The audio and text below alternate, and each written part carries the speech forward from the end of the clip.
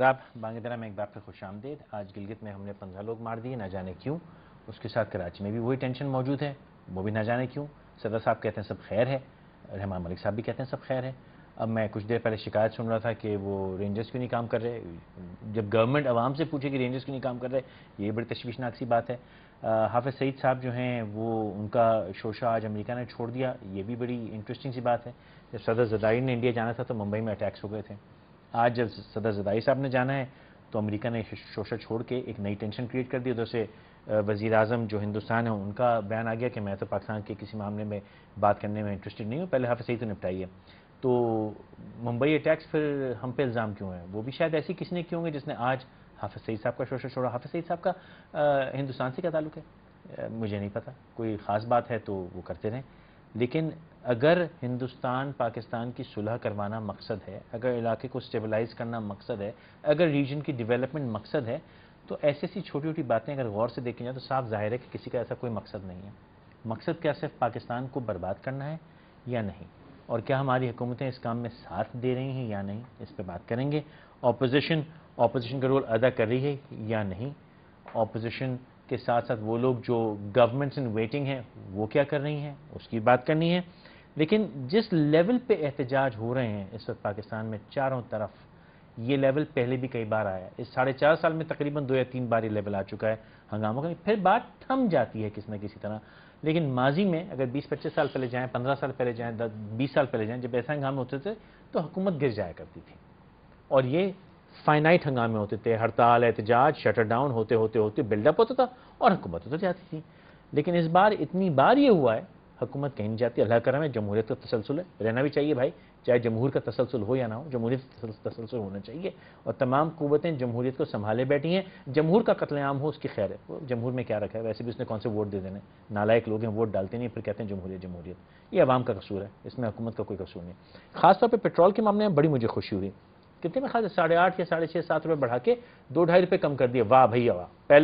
پہلے گلا دبائیں گے, پھر اس کے بعد کہیں گے چلو ہاتھ تھوڑا سا ڈھیلا کر دیتے تاکہ تم سانس لو, مرو نہیں, پوری طرح سانس رکے نہیں, ہچکیاں لے کے جیتے رہو. یہ ہمارا جو ہے شوق ہے. کس کا قصور ہے, کیا ہے, اس پہ بات کر لیتے ہیں. میرے آج کے مہمان کراچی میں اختیار بیگ صاحب, پاکستان پیپلز پارٹی کے سینئر ممبر سے بہت شکریہ, آپ نے وقت نکالا. نہال ہاشمی صاحب, PMLN, تھینک یو سو مچ سر. عارف الوی صاحب, پاکستان تحریک انصاف, بہت شکریہ. اور اکانومسٹ ہیں, اینالسٹ ہیں ابراہیم مغل صاحب, لاہور میں موجود ہیں. ابراہیم صاحب کے بہت شکریہ, آپ نے وقت میں تشریف لے کے آئے. اختیار صاحب, میں آپ سے زو-مانی سوال کیے لیتے, زمانے کے مطلب 2 شاخص سوال کیے لیتے. آپ بزنس مین بھی ہیں, انڈسٹریلسٹ بھی ہیں, پیپلز پارٹی کو ریپرزینٹ بھی کرتے ہیں, کمیٹیز پہ بھی ہیں. اکانومی کے ساتھ جو سرکار اس وقت کر رہی ہے, کیا وہ نائلی ہے, مناسب ہے, غیر مناسب ہے, اس کا مقصد کیا ہے؟ دیکھیں, اکانومی کے ساتھ آپ سے مراد ہے بجلی اور گیس کی لوڈ شیڈنگ پہ بات کرنا چاہ رہے ہیں, جتنی چیزوں پہ آپ کر لیجیے, جس پہ مطلب جس پہ ہی کر لیں, انڈسٹری پہ کر لیں, پانی پہ کر لیں, بجلی پہ کر لیں, PIA پہ کر لیں, ریلوے پہ, جہاں چاہے کر لیں. ان دونوں چیزوں پہ میں آپ کو علیحدہ پوائنٹ آف ویو ہے. دیکھیں, انٹرنیشنل مارکیٹ میں آئل کی پرائزز جو ہیں وہ بڑھ کے $124 ہو گئی. یہ $80 سے بڑھنا شروع ہوئی تھی, 90, 100, 110, اور اس طرح $124 ہو گئی. اب یا تو آپ کے پاس اتنے وسائلوں کی جو انکریز ہو وہ آپ سبسڈی کے مد میں اپنے خزانے سے دیں, اور پرائز ہائیک نہ کریں, پاس آن نہ کریں. جو آپ کے پاس ہے نہیں, آپ کی جیب پھٹی ہوئی ہے. دوسرا حل یہ ہے کہ اس کو پھر آپ پاس آن کریں کنزیومر کو, جو بھی کنزیومر ہے. جنرل مشرف کے دور میں آخری وقت میں جب وہ ان کا آخری سال تھا الیکشن کا, تو انہوں نے $70-80 سے $140 ہو گیا تھا, لیکن انہوں نے قیمت 80 پہ فریز کر دی تھی اور قومی خزانے سے سبسڈی دیتے رہے. اس کا نتیجہ یہ ہوا کہ $20 ارب کا خسارہ کر کے وہ گئے, اور انفلیشن ہائپر انفلیشن ایک جو ہے 25% پہ چلا گیا. لہذا یہ یقیناً انپاپولر ڈیسیجن ہے, یقیناً بہت پینفل ڈیسیجن ہے. میں آپ سب کو تکلیف بھی ہے اور اس کا پین بھی ہے, لیکن آپ کی جو وسائل ہیں محدود, اس میں یہ جو انٹرنیشنل مارکیٹ میں انکریز ہوا ہے اس کا حل کیا تھا؟ نہال صاحب, پرویز مشرف صاحب کے نہ آپ حامی ہیں نہ وہ حامی ہیں, لیکن جو نے سبسڈی کی بات ہی کئی بار ہوئی, انہوں نے جو سبسڈی دی خزانے سے حکومت کے, وہ عوام کو ریلیف دینے کے لیے دی. اس پہ تو کوئی شکایت نہیں کر سکتا, انہوں نے مال لٹایا گورنمنٹ کا عوام کو ریلیف دینے کے لیے. اب جو مال لٹ رہا ہے اتنا ہی لٹ رہا ہے, لیکن وہ عوام کے ریلیف کے لیے, عوام کی قتل عام کے لیے لٹ رہا ہے. عوام مال ابھی بھی لٹ رہا ہے. بسم اللہ الرحمن الرحیم. میں یہ پوچھنا چاہوں گا, قومی خزانہ ہے کیا, اس کی تعریف کیا ہے, نمبر 1. اور قومی خزانہ کس کے لیے؟ کیا ایوان صدر، ایوان وزیر اعظم اس کے لیے ہے یا اس رولنگ پارٹی کے ترلے کے لیے؟ اگر قومی خزانہ قوم کے لوگوں کے لیے نہیں ہے تو لعنت ہو ایسے قومی خزانے پہ جو قوم پہ خرچ نہ ہو، صرف نہ ہو. ٹھیک. ایک دوسری بات، پیٹرولیم مصنوعات کی بات کرتے ہیں. انٹرنیشنل مارکیٹ میں آج پیٹرول بہت سستا ہے. پیٹرول کی 3 جگہیں ہیں، new York, London and Dubai. کیا ہم نیو یارک سے لیتے ہیں؟ یہ جو پرائز ہمیں کوٹ کرتے ہیں حکمران، وہ نیو یارک سے کرتے ہیں، لندن سے نہیں کرتے ہیں، دبئی کے نہیں کرتے. فریٹ چارجز دبئی اور ہے، لندن جب جاتے ہیں تو وہ 5 پاؤنڈ بڑھ جاتا ہے، اور جب نیو یارک پہنچتا ہے تو 15 پاؤنڈ بڑھ جاتا ہے. یہاں تو اس فریٹ چارجز کے ساتھ نہیں ہے. پھر ہمارے اپنے ملک میں 30 سے 32% ہم خود پروڈکشن کرتے ہیں، اور پھر بہت سارے ملک اور دوست ممالک ہمیں سبسڈی بھی دیتے ہیں. آپ ذرا یہ پتہ کیجئے کہ ٹیکس کتنا اس مد میں لگتا ہے. ٹیکس، جی ہاں، ٹیکسز کس کو لگایا جاتا ہے؟ یہ جب کہہ رہے ہیں فلور پرائز کے اوپر جو تڑکا ہے، جی تڑکا جو ہے، پرائز تو 30-32 روپے، 37 روپے، میکسیمم 37 پہ گیا. اب آپ ان سے ایک اور بات پوچھیں حکمرانوں سے کہ جناب CNG جو اپنے ملک میں پروڈکشن ہو رہا ہے، جس کا پروڈکشن اپنے ہی ملک میں ہے، اور کتنے افسوس اور ظلم کی بات ہے کہ وہ CNG بھی آپ ایسے بڑھا رہے ہوتے ہیں پیسہ، کیونکہ یہ اربوں اور ان کے پاس جو ہے وہ ڈالرز اینڈ پاؤنڈز میں بات کرتے ہیں. 12 روپیہ CNG میں. ایک غریب آدمی جس کی تنخواہ 600 روپے ہے، 6000 روپے ہے، وہ روزانہ 100 روپے کا اگر پیٹرول ڈالتا ہے اپنے موٹر سائیکل میں تو 3000 روپے اس پہ خرچ کر دیتا. پھر فریٹ چارجز ہر جگہ بڑھ جا رہا تھا. پھر اور اس کا کمپاؤنڈ افیکٹ اپنی جگہ کچھ بھی نہیں. پھر ان کے جو اپنے لیگ ان ہینڈز ان گلوز والے سارے کھیل ہیں، اس کو آپ دیکھ لیں. بات یہ ہے کہ قومی خزانہ قوم کے لیے ہے نا بھائی، تو قوم پہ خرچ نہیں ہوتا. اتنی جھوٹے اعداد و شمار دیے جاتے ہیں اس ملک میں. پھر آپ دیکھیں اوگرا والے ہمارے مائی باپ بن گئے، وہ ہمارے حکمراں بن گئے. پیٹرولیم منسٹر کہتا ہے جی کہ بھائی اگر آپ کے اوپر بوجھ تھا اور آپ نہیں دے سکتے تھے تو یہ 2 روپیہ بھی مت کرتے. آپ ہمارے حاکم تائی کے قبر پہ لات مارے. آپ ہمارے غلام ہیں، آپ ہمارے نوکر ہیں، آپ سرکاری ملازم ہیں، اور آپ عوام کے ساتھ یہ سلوک کرتے ہیں.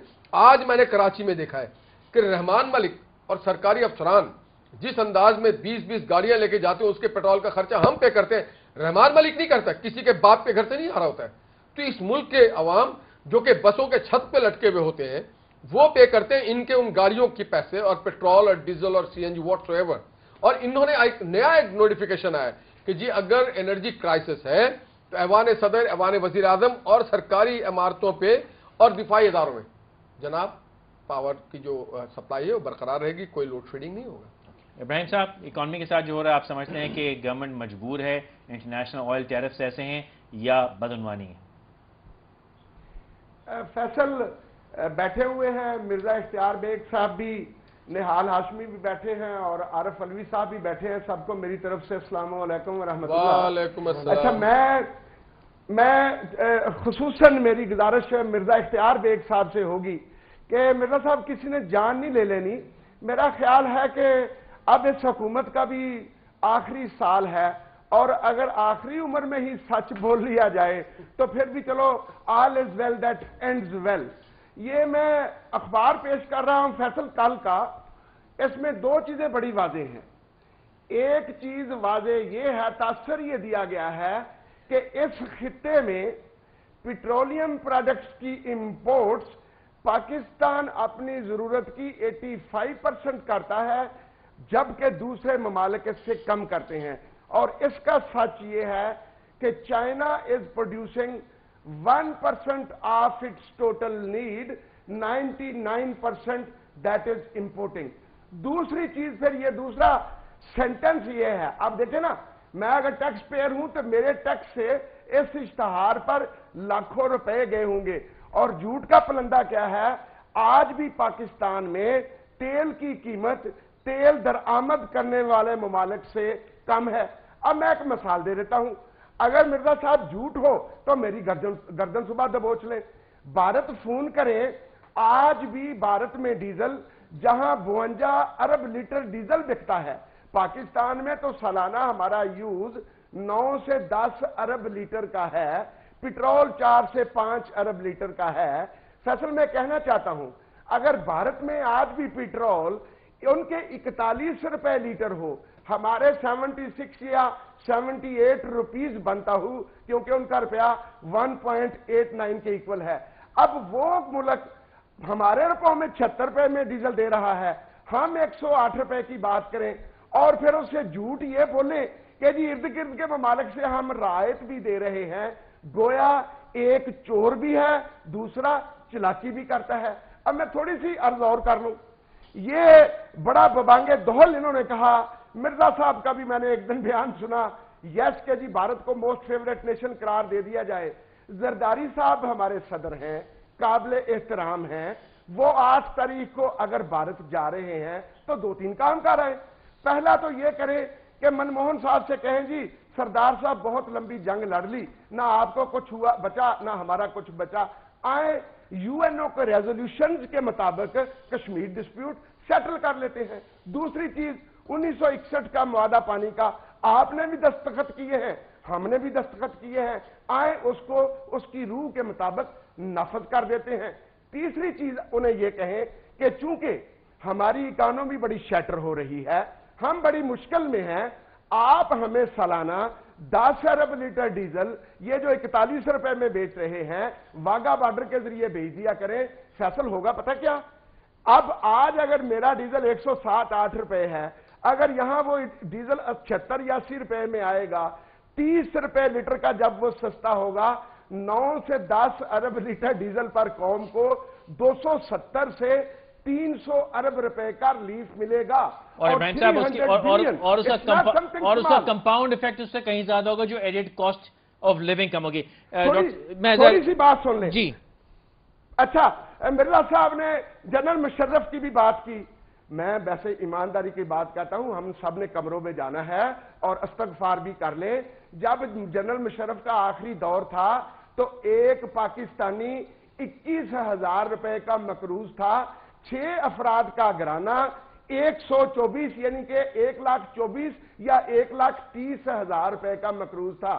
فیصل آج 4 سالوں میں نہ تو صحت اچھی ملی، نہ تعلیم اچھی ملی، نہ پروٹیکشن اچھی ملی، نہ روٹی ہی مل رہی ہے، نہ تیل ملا، نہ پانی ملا، اور بیٹھے بٹھائے 6 افراد کا گھرانہ جو 1,24,000 کا مقروض تھا، آج اگر 53,000 روپے کے حساب سے 3.5 لاکھ روپے کا مقروض ہو گیا ہے، تو کیا ہم یہ 4 سال جو نحوست کے گزرے ہیں اسے ایک لانتی دور قرار دے؟ اور بات سن لے، جب مشرف آخری دور میں تھا تو وی وار ٹو پے $32 بلین۔ آج آئی ایم ایف سے پیسے لینے کے بعد بھی، تمام شرائط کے بعد بھی، if the figure has gone to